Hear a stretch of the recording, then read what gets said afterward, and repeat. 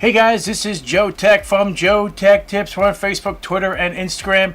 And today we're going to be unboxing and checking out the new Corsair K70 RGB MK2 keyboard. Now, this will be my second Corsair K70 keyboard.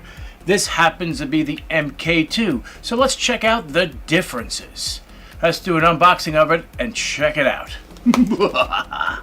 We have a knife for opening up the box. Ooh. It looks identical. There is no, I have not, you know what, braided cable like the original K70 keyboard is. The back of it's pretty. Wow, look at that. This uses the Cherry MX switches. There are different types of Cherry switches. You get brown, you get clear, you get silent, you get all different types. This happens to be the red, and this is really nice. I like the fact, the difference between my original K70 is that it does not have a USB port on it. This one does. It's over here. So this has a USB port on it, so you can plug stuff into it. Does seem a little bit, this is, let's see, it is aluminum. Let's see, the feel is not bad actually. I like the keys. The lettering is bigger. I'll have to show you the differences. I did notice that the buttons for the stop, play, pause, and fast forward buttons here are actually larger.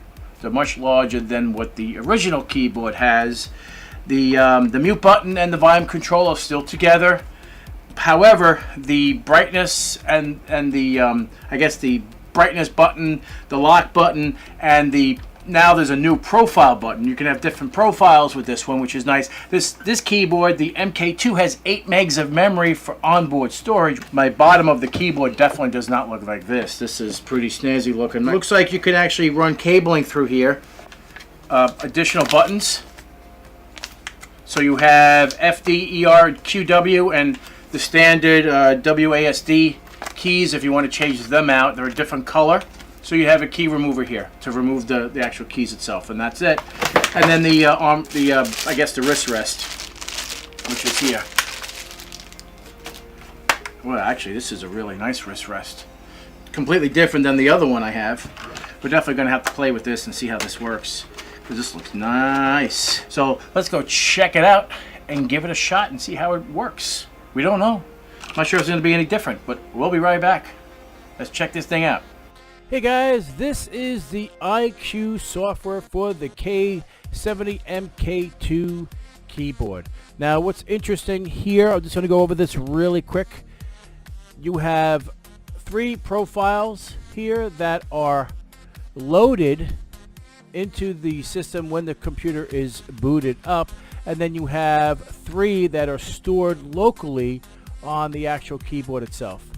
So if you want to change, this is the one that I'm currently using right now with my system right now, and then you could modify these. Like if I unplug this keyboard, plug it into my friend's computer, this is how it would light up as is. So in other words, I don't need to have any special software, because it's built into the memory of the keyboard itself, and that'll be it. So what we're going to do is we're going to make some modifications to this. So I can hit plus here like this, and then I want to have, say, all these keys here to be green.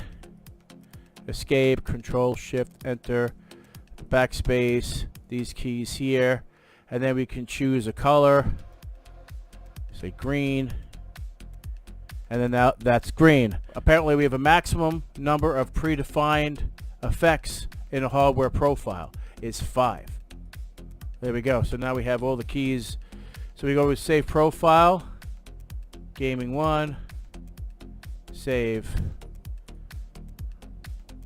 So now it's saving that profile to storing locally to the keyboard, not loading it as we turn on the computer. It'll always be like this when the computer is, if I just plug this into a USB port anywhere, it'll light up just like this. So the other profiles you have, these are the ones that load up. So this is similar. So, but if you look carefully, there are 7 profiles. So that's the difference. You only can have 5 when you store them locally to the keyboard, And then if you're loading them from the PC, you can have more than 5. So guys, if you like this video, give me a thumbs up. And if you're not a subscriber, please subscribe. Take care, and we'll see you next time.